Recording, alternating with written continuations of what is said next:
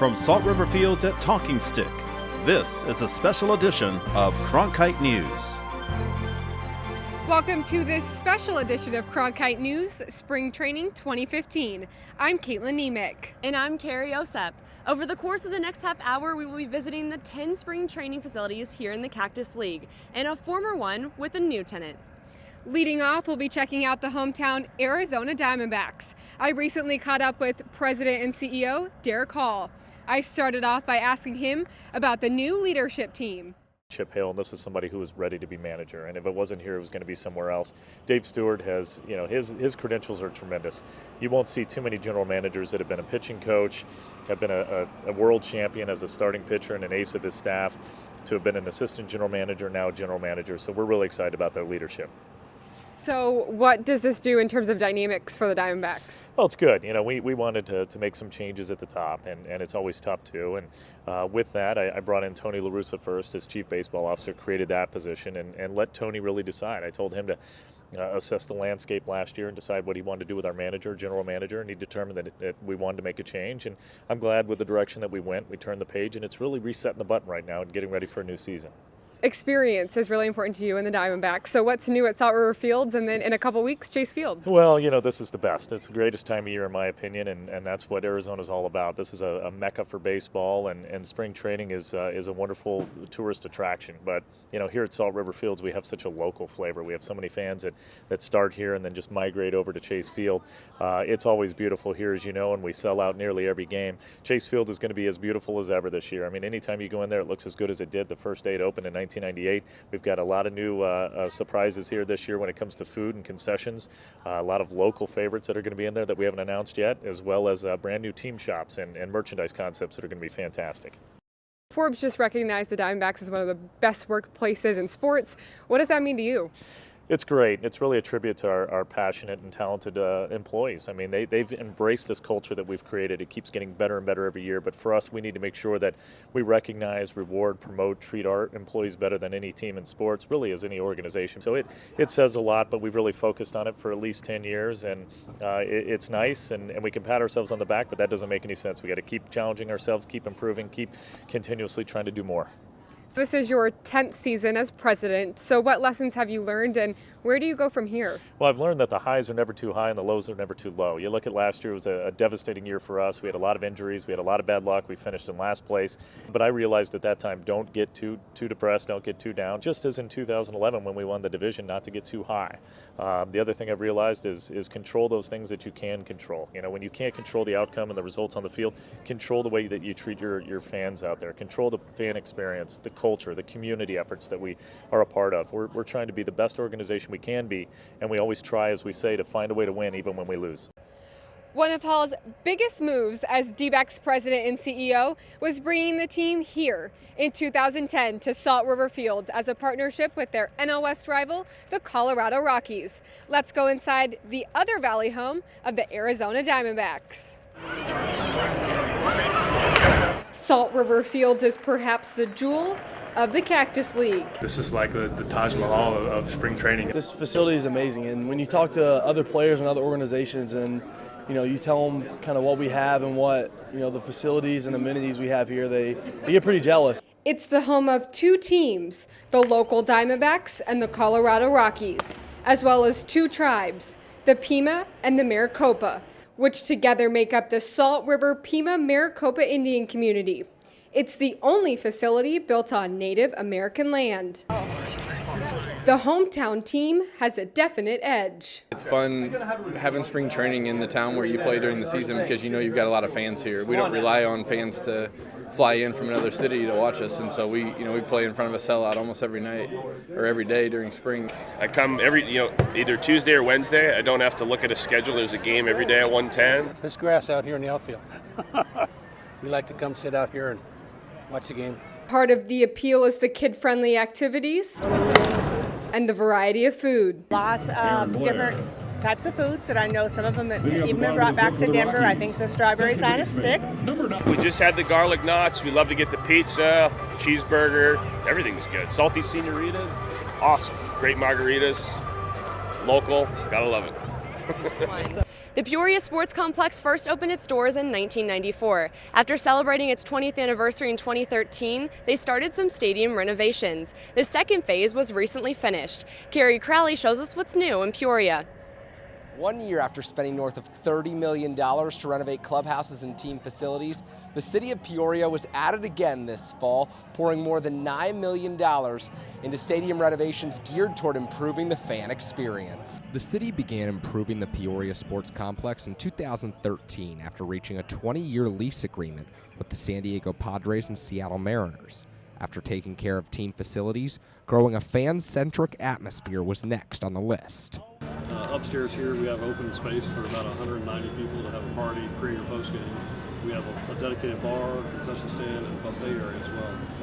But I think people notice mostly when they come to the stadium, everything's been touched. Known for its impressive array of craft beers, the Peoria Sports Complex has widened the outfield concourse to support its vendors.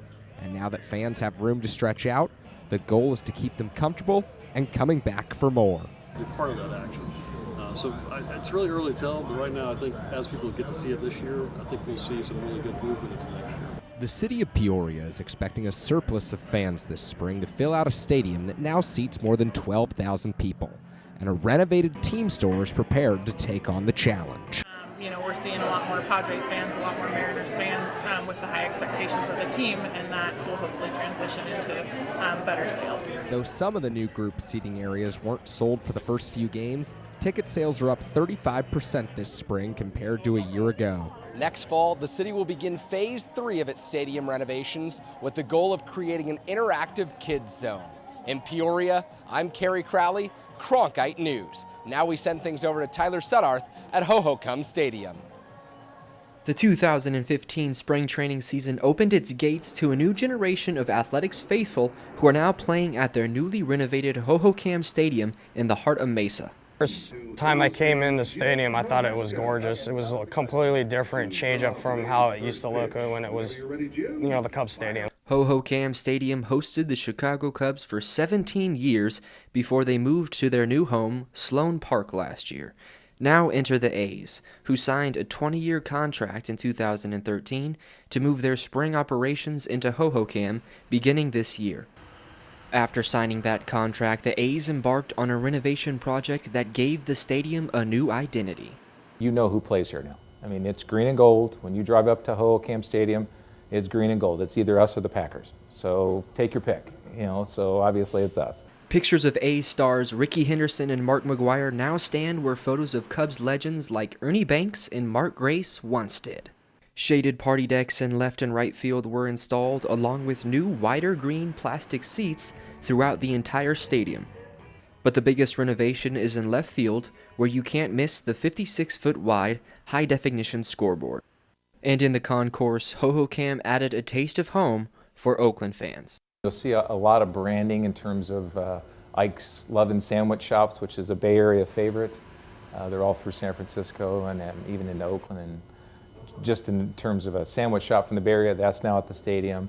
Oakland Link. So there's a lot of similarities, a lot of flavor. With an estimated $26.9 million of renovations to Ho-Ho-Cum Stadium, it's safe to say the A's now have a home away from Oakland. Now that the A's have moved to Mesa, Phoenix Municipal Stadium has lost its label as the oldest Cactus League stadium in the Valley. But now Phoenix Muni has a chance to reinvent itself by welcoming a new team, a team that already has quite a bit of history at Phoenix Muni. Ben Marjot has more. Here at Phoenix Municipal Stadium, the Oakland A's are a distant memory. Muni's new tenant, ASU Baseball. And luckily for the Sun Devils, it already feels a lot like home. ASU's come in and branded this all up and made it ours, and this place is awesome. You go in our locker room, it's unreal, first class facilities, it's almost like home because you don't feel like you need to leave, you got everything here. Maybe it feels like home because it used to be home. The Sun Devils actually played select games at Muni from 1964 to 1974. The games that they did play here were postseason games and games against the University of Arizona. So understandably, those contests had a little bit of extra meaning. It was pretty electric. We had played with some nice crowds, throughout the year, but never anything as big as this. I mean, the atmosphere was electric because you had people cheering.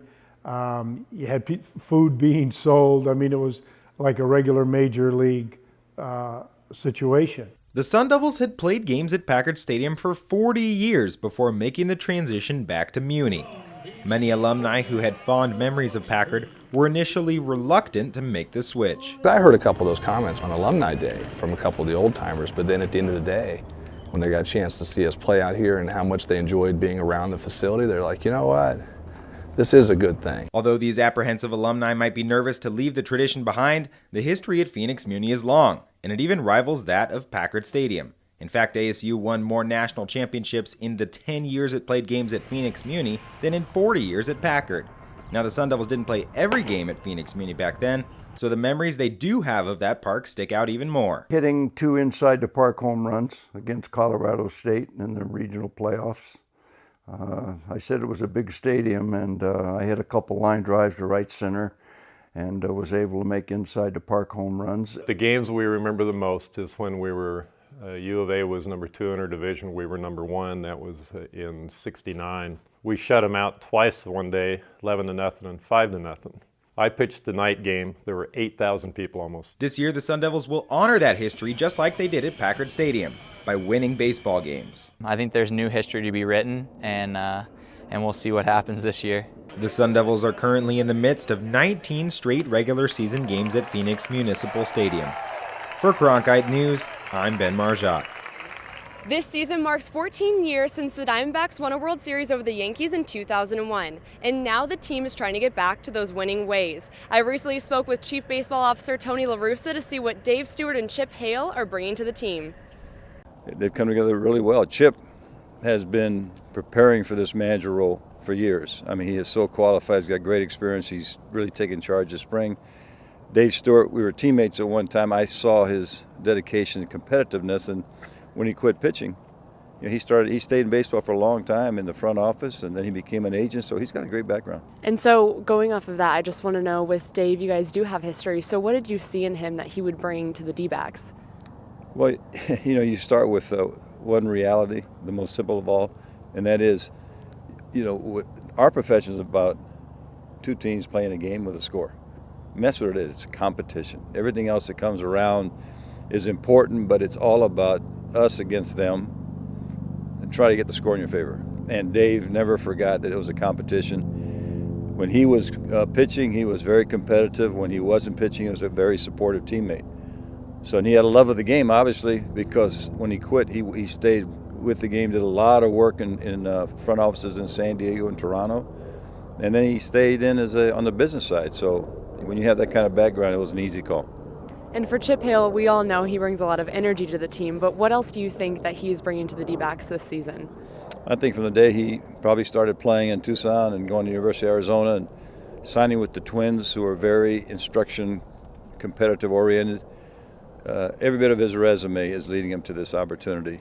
He's been a really important coach in our system before. He's managed here, so he knows the Diamondbacks. He's had 3 outstanding winning years with the A's as a bench coach. So, you know, it's just like you go to school, and you go to elementary school, junior high school, and high school, and you go to college, and then when you graduate, you're ready. He's definitely a graduate student, and he's had a very impressive spring so far. And what are some of your expectations for this young team? Well, we have a nice mix. We have some veterans that understand how to play and are being good leaders. But mostly what we really freshened up the roster. A lot of talent, a lot of active athleticism, and it's been proven if we really do a good job of laying out the basics, and you repeat, and they get that down, they can be better much sooner than later. I mean, that's what we expect. We think we're going to be really tough to play against this year. Tony La Russa won his first World Series title in 1989 with the Oakland A's. Their Bay Area neighbors, the San Francisco Giants, are the reigning champs. They are also one of the 5 spring training teams to have a stadium all to themselves. Scottsdale Stadium, the spring training home of the World Series champion San Francisco Giants, is one of the most popular venues in the Cactus League. Although the fans and players may have left their heart in San Francisco, they still have love for the stadium here in Scottsdale. The location's pretty good. They're right here in Old Town Scottsdale. nice area, so this fits in pretty nice. The surrounding community is just fantastic. There's a lot of people walking around. Everybody seems to be in pretty good mood. It's a fun atmosphere. Scottsdale brings more than just good vibes to the table. The food here is amazing. There's a lot of good places to eat. What Old Town offers around the stadium may be the reason so many people flock to Scottsdale to catch a game. There's got to be something because it's pretty packed when we're playing games here. Our fan base, since I've been here, even before we won, was pretty strong.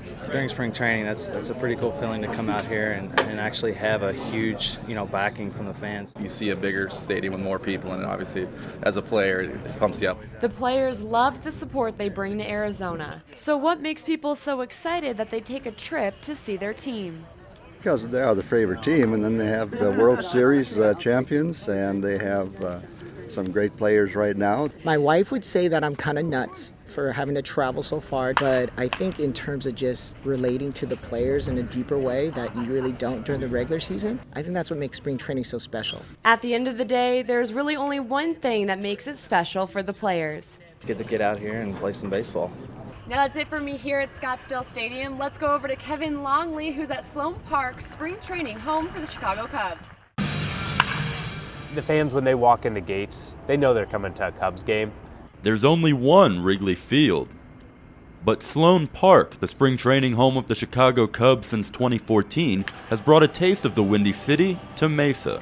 So if you pan around the facility, things that fans will know as the iconic brick behind home plate. That's the exact same pattern and brick design that is in Wrigley Field.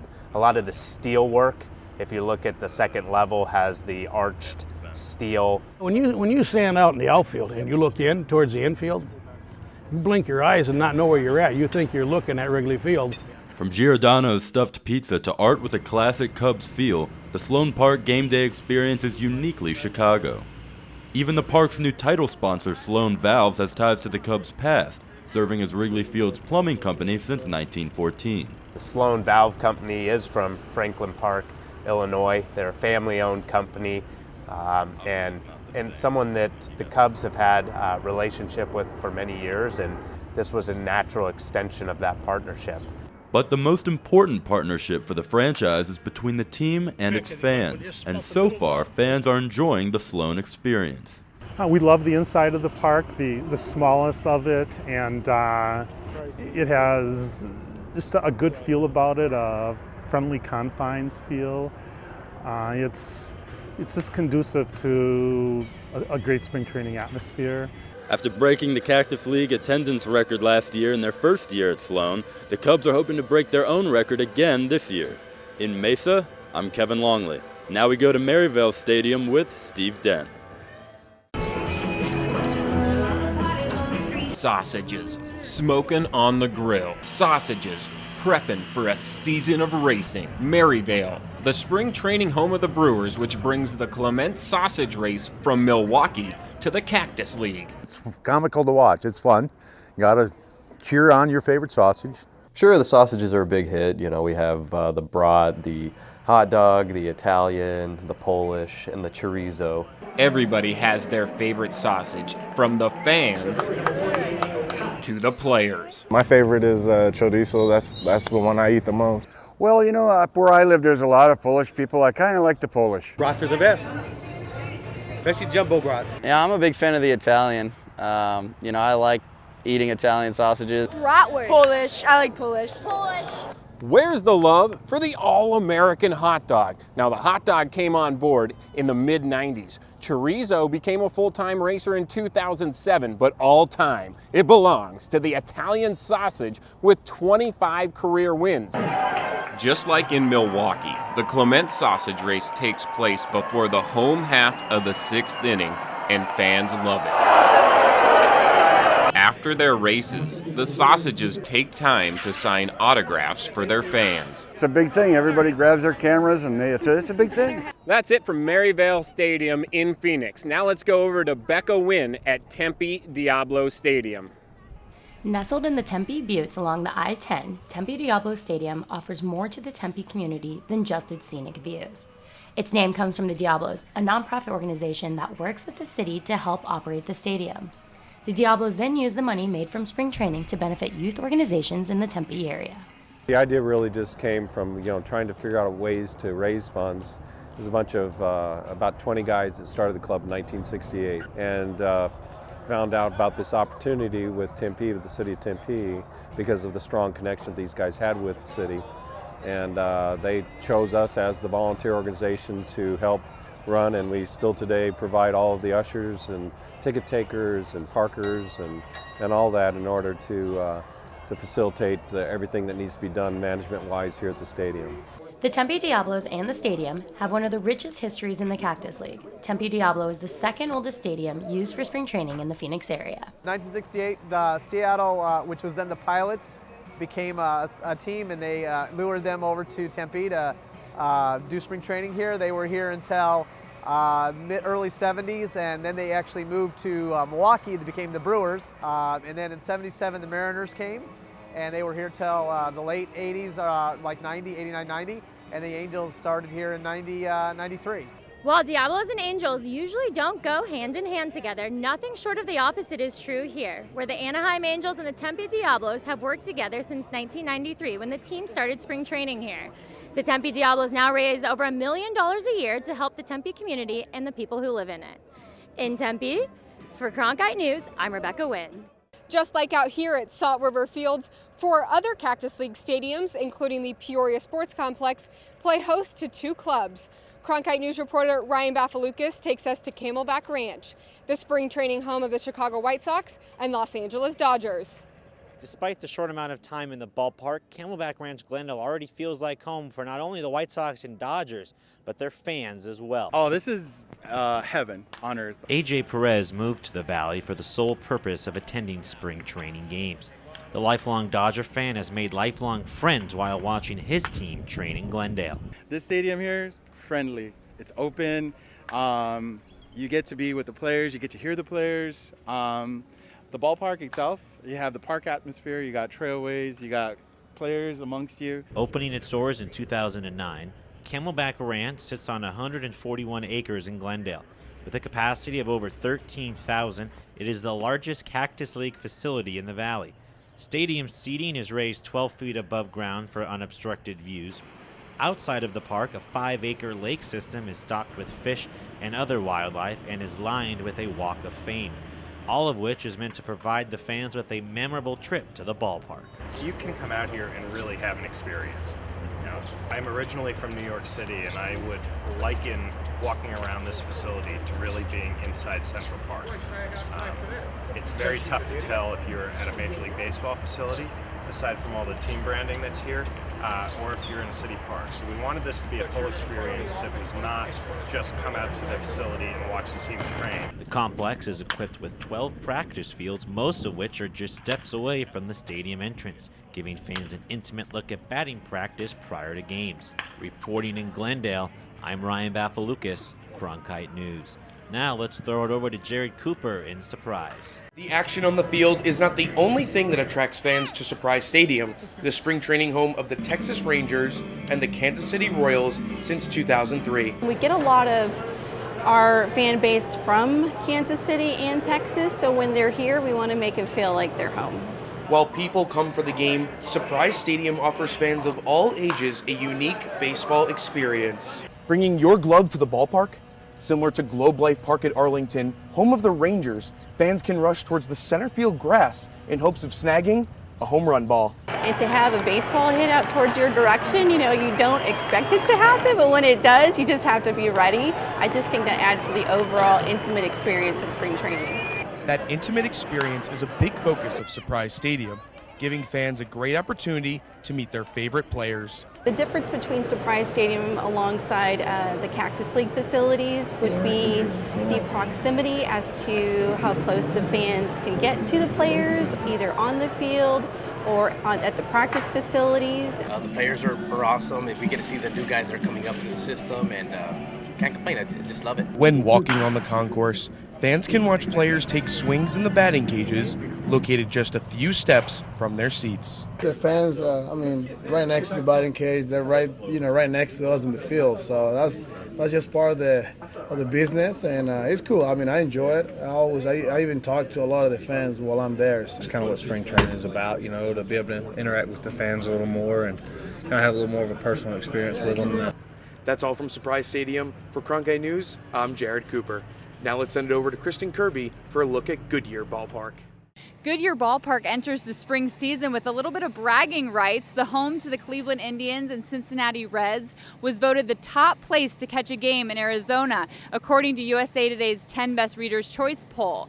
And as I saw firsthand, this place brings people from everywhere who get a little taste of Ohio.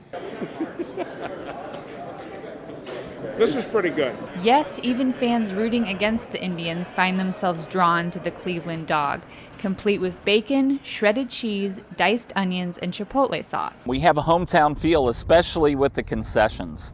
The Cleveland fans, as you may have heard, love their Bertman's Ballpark mustard.